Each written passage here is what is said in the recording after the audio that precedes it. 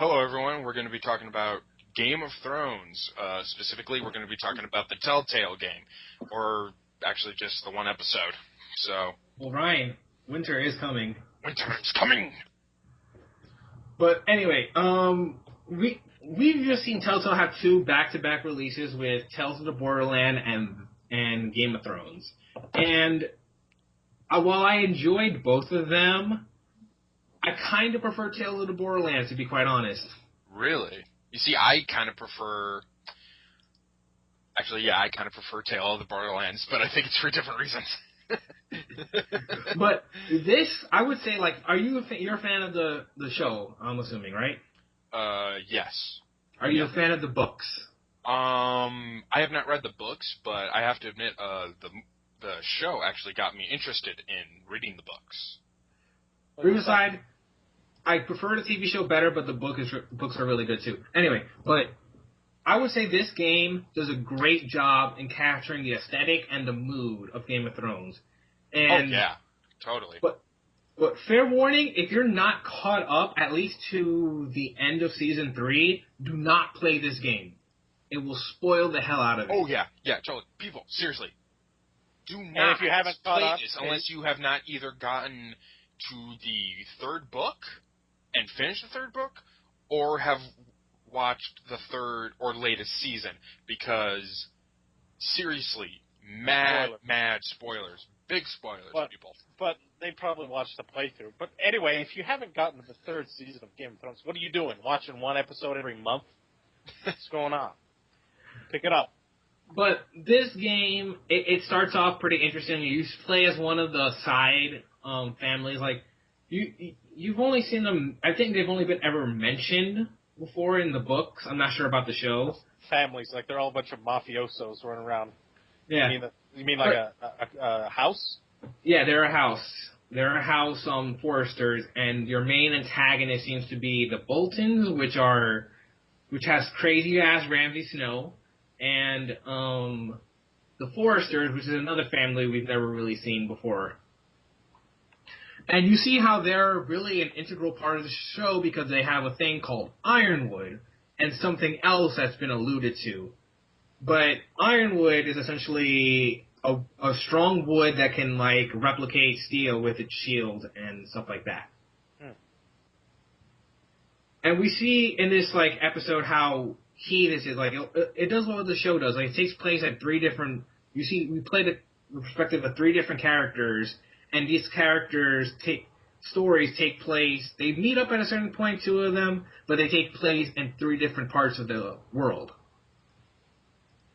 And we'll cut across between each three as the episode progresses, making it feel like you're actually watching an episode of Game of Thrones. Yeah. Yeah, and I gotta say, the best thing about this really was the voice acting, because it was actually really good, and I gotta admit, this proved that it was not Peter Dinklage's fault that he was bad in Destiny. It was just the game. Because Dinklage comes in, for anyone who's seen the trailer, you'll know this, and he actually does a really, really good job. He carries... Of course it's not his fault. Like, he didn't get to choose which way he talks or delivers line. There's going to be a director there. Like, he brings in the gravitas from the show to the game, and Lena Headey, who also appears, she brings, like, her bitchiness to the show. Yeah. Like, I love how they perfectly recreated her eyebrows, like, her eyebrow expressions when she talks. Damn, that bitch is hot. Oh yeah, I'm going to say... what a fair mate. Is fucking gorgeous. You know what? I don't find her sexy in the show because she has that really wig, but it's the blonde. Those eyebrows are kind of a turnoff, I must say. But how she was Charles, you wouldn't turn that shit down. But how she was in Sarah Connor Chronicles as Sarah Connor was sexy as hell. Well, it's because of the dark hair. The dark hair really makes her really hot. I like the wig. You know, it's actually kind of a turnoff now because of her. Dreadlocks?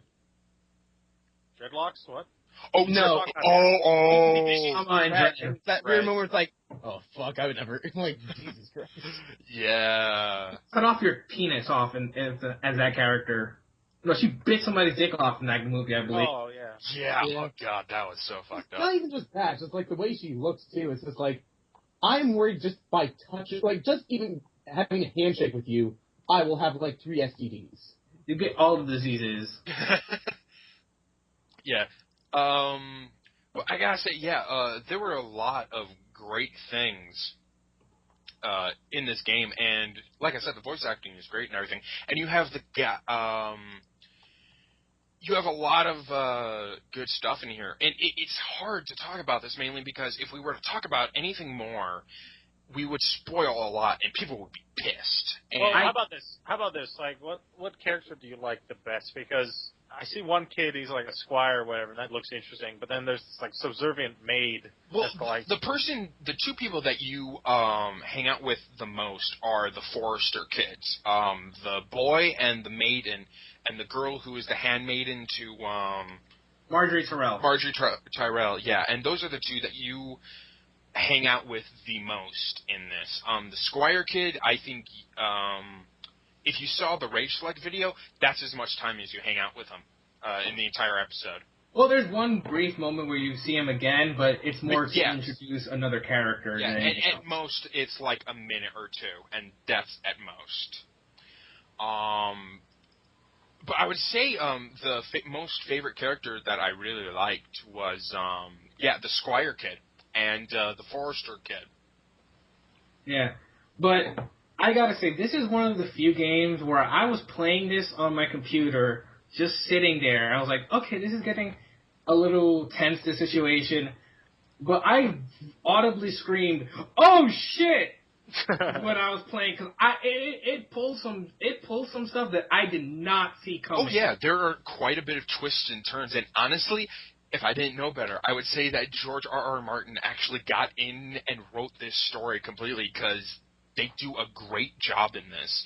he just walked into the writer's room, cracked his fingers, step aside. Yeah, pretty much. Like, this game sets off from the get-go, like, this, it really feels like the first 2 episodes of Game of Thrones. That's awesome. Yeah. Like, it's not super bombastic, except for, like, that one part in the beginning, but otherwise it's more of a political thriller you're playing in, and it's just very interesting, and I think this serves really well as a prologue, and I really want to see where it goes.